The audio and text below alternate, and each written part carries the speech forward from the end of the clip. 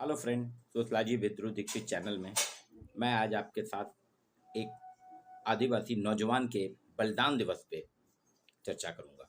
जी हाँ, झारखंड पहले जो बिहार था, आजकल झारखंड राज्य है। वहाँ रांची के बिरसा मुंडा बिरसा मुंडा का आज बलिदान दिवस है। 15 नवंबर 1875 को एक सामान्य कृषक परिवार में एक साधारण से बालक का जन्म हुआ। ये अद्भुत प्रतिभा के धनी है। मुंडा जनजाति समूह यहाँ की मूल जनजाति है, जिसके जिसका निवास क्षेत्र है झारखंड। यहाँ के कृषक परिवार में बिरसा मुंडा का जन्म हुआ था। इन्होंने 1900 में आदिवासियों को संगठित किया और अंग्रेजों ने तब इनको गिरफ्तार किया। इनके पिता का नाम था सुगना पूर्ति, माता का नाम था करमी पूर्ति।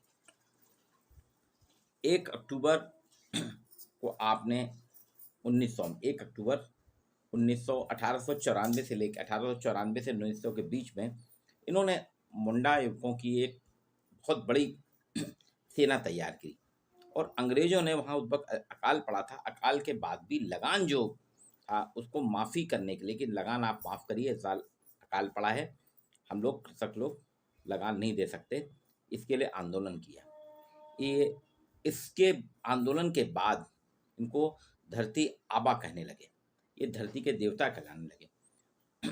1897 में बिरसा ने 400 लोगों के साथ एक खूंटी जगह है वहाँ थाने पे धावा बोला और 1898 में अंग्रेज सेना को उनसे हार मानना पड़ी। 1900 में फिर संघर्ष हुआ। 9 जून 1900 को अंग्रेजों ने इनको जहर देके मार डाला। जी हाँ, ऐसा कहा जाता है कि अंग्रेजों ने जेल में इनको जहर देके खाने में जहर मिला दिया, जिससे इनकी मौत हुई 9 जून 1900 को। जनजाति कल्याण शोध संस्थान झारखंड से प्राप्त जानकारी के अनुसार 15 नवंबर जो है इनका जन्म है और 9 जून 1900 इनका बलिदान दिवस मनाया जाता है। भारत सरकार ने भी 15 नवंबर बिरसा मुंडा जयंती को, उनके जन्म दिवस को जनजाति गौरव दिवस के रूप में मनाने का निर्णय लिया है प्रधानमंत्री जी ने। और विगत वर्षों से हम जनजाति गौरव दिवस के रूप में 15 नवंबर को बिरसा मुंडा की जयंती मनाते हैं। एक समाजशास्त्री हुए हैं कुमार सुरेश सिंह। उन्होंने बिरसा मुंडा के नेतृत्व में हुए आंदोलनों का विस्तार से विवरण करते हुए किताब लिखी है, जो बिरसा मुंडा और आंदोलन के नाम से जानी जाती है। इसमें काफ़ी कुछ उनके आंदोलन की जानकारी है। कहा जाता है एक छोटी सी आवाज़ को नारा बनते देर नहीं लगती। कोई भी छोटी सी आवाज़ जो है नारा बनते देर नहीं लगती, बस उस आवाज़ में दम होना चाहिए। और ठीक यही था। लगान माफ़ी के और अंग्रेजों से मुक्ति का जो आंदोलन चलाया था, वो आवाज़ छोटी थी लेकिन आवाज़ दमदार थी। मुंडा ने सुधारवादी प्रक्रिया के तहत सामाजिक जीवन में एक आदर्श प्रस्तुत किया है। नैतिक आचरण की शुद्धता थी इनमें, आत्म सुधार था, एकेश्वरवाद का उपदेश दिया। बिरसा का जीवन एक सरदार की तरह था, नायक की तरह था, हीरो की तरह था। ये रॉबिन हुड भी कहलाते हैं। धरती बाबा तो कहलाते हैं, धरती आबा, इसके साथ रॉबिन हुड भी कहलाते हैं। इनकी कहानी जो है जनजाति कल्याण शोध संस्थान झारखंड ने जो बताया है, बहुत ही अद्भुत है। 1895 में पैगंबर भी बन गए। ये मिशनरी स्कूल में पढ़े थे, इंग्लिश मीडियम में पढ़े थे, मिशनरीज के साथ में रहे, ईसाई धर्म भी अपनाया इन्होंने। उसके बाद में उसके ईसाई धर्म को त्याग दिया मिशनरीज के कारनामों से, और 1895 में एक पैगंबर के रूप में थे। और ऐसा कहा जाता है कि कोई भी बीमार व्यक्ति आता था या किसी को चोट वोट लगी थी, ये उसको जब छूते थे, इनके छूने मात्र से बीमारियां दूर हो जाती थी। तो लोगों के बीच में पैगंबर थे। एक समय ये भी था कि ये चोरी भी करते थे।